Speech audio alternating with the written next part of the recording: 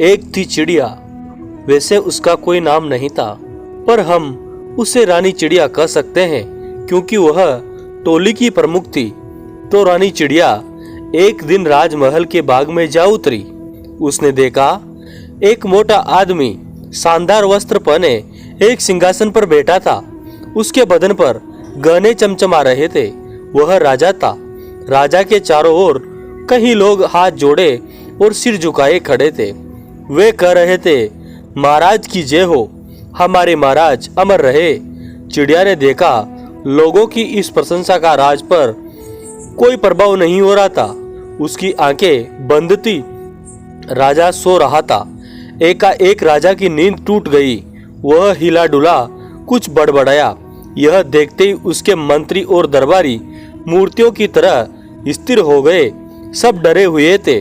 कुछ पता नहीं था कि राजा को अगर गुस्सा आ जाए तो किसे क्या सजा दे डाले। राजा को गुस्सा आ गया। शायद उसने कोई बुरा सपना देखा था।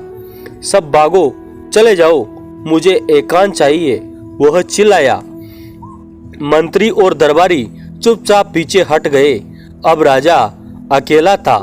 आकाश में बादल गिरे थे। ठंडी हवा बह रही थी।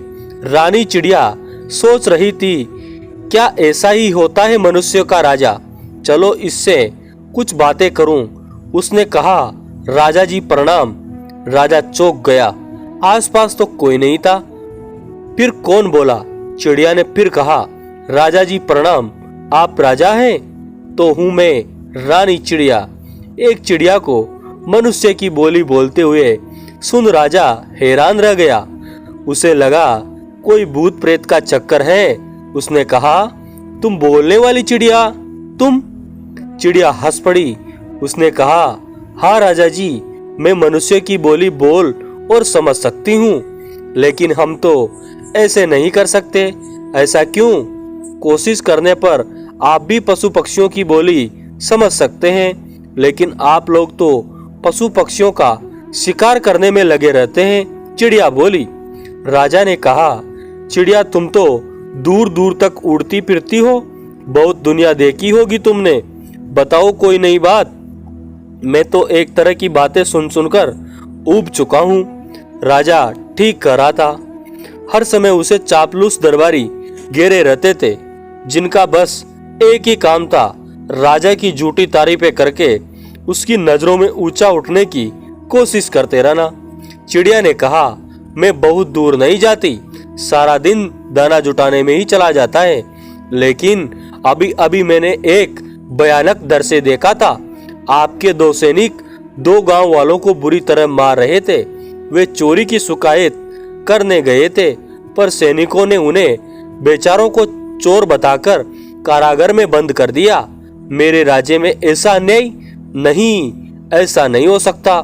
राजा ने तुरंत कहा, महाराज मैं भला झूठ क्यों बोलूंगी?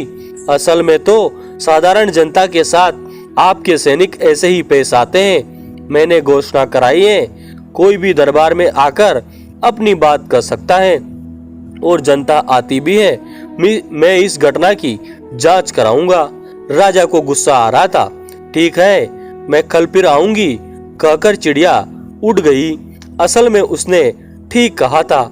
राजा के कर्मचारी गरीब जनता के साथ ऐसा ही बुरा व्यवहार करते थे, लेकिन राजा को कुछ पता नहीं चलता था। मंत्री, सेनापति तथा दूसरे बड़े अधिकारी उसे यही बात बताते रहते थे कि प्रजा बड़ी सुखी है, किसी को कोई शिकायत नहीं है। राजा ने मंत्री से पूछा, मैंने सुना है सैनिकों ने दो निर्दोष लोगों को चोर बताकर कारागार में डाल दिया। सुनकर एक बार तो मंत्री कांप गया। उसकी तो समझ में नहीं आया कि राजा को ये बात पता चली तो किस तरह। वैसे बात सही थी, वे दो आदमी मंत्री के विरोधी के रिश्तेदार थे, इसलिए उनके साथ ऐसा व्यवहार किया गया था। मंत्री ने हाथ जोड़कर कहा, हमारे महाराज के न्याय की रोशनी में अन्याय का अंधेरा रह ही नहीं सकता। किसी ने आपको गलत सूचना दी है, न ऐसा कभी हुआ न होगा। मैं आपके संकेत पर अपने प्राण न्यौछावर कर सकता हूँ। राजा का क्रोध शांत हो गया। वह सोचने लगा, मैं भी कैसा हूँ। एक नन्ही सी चिड़िया के कहने पर अपने निष्ठावान मंत्री पर संदेह कर बैठा।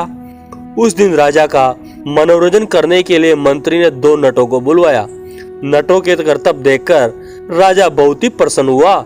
चारों ओर से जय जयकार की बौछारें हो रही थी। नटों को पुरस्कार देने के साथ साथ राजा ने मंत्रियों को भी मोतियों की माला उपहार में दी। लेकिन फिर भी उस रात बहुत देर तक राजा को नींद नहीं आई। उसकी शासन व्यवस्था में कहीं अन्याय हुआ है, यह खबर उसे एक नन्ही चिड़िया ने दी थी। बार बार मन में यही प्रश्न उठता था, चिड़िया झूठ क्यों बोलेगी? लेकिन यह तो भी हो सकता है उसकी नन्ही आंखों में गलत देखा हो, नन्हे कानों ने गलत सुना हो। मेरे सब अधिकार बहुत ईमानदार हैं। उस रात सोया तो मंत्री भी नहीं। उसके इशारे पर बहुत से विरोधियों को चुपचाप पकड़ लिया गया। वह जानता चाहता था कि राजा को कौन ऐसी खबरें दे रहा है। अपने हर विरोधी को कुचल डालने की योजना बना ली मंत्री ने, लेकिन राजा को कुछ पता नहीं था।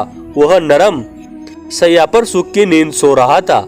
अगले दिन राजा फिर राजमहल के उद्यान में सैर करने गया। चिड़िया वहां आई हुई थी, पर जब तक एकांत नहीं हुआ उसने कुछ नहीं कहा। जैसे ही मौका मिला चिड़िया उड़कर राजा के सामने जा बैठी। उसने कहा, राजा, जो कुछ कल बताया था आज उससे भी भयंकर कांड देखा है मैंने। राजा ने कहा, चिड़िया, तुम्हारी खबर गलत थी और मैं जानता हूँ आज भी तुम मुझे जो कुछ बताओगी वह भी कुछ वैसा ही होगा। जानती हो, मैं कल रात देर तक सो नहीं पाया। तुमने मेरे मन में संदेह के बीज डाल दिए। अगर मैं तुम्हारी सूचना पर विश्वास करने लगूं तो मेरी व्यवस्था चौपट हो जाएगी। मैं अपने सच्चे, अच्छे, ईमानदार अधिकारियों पर भी अविश्वास करने लगूंगा। उस हालात में मेरा राजकाज कैसे चलेगा? अब तुम्हारी तरह मेरे पंख तो नहीं है जो उड़कर सबका हालचाल लेता फिरूं।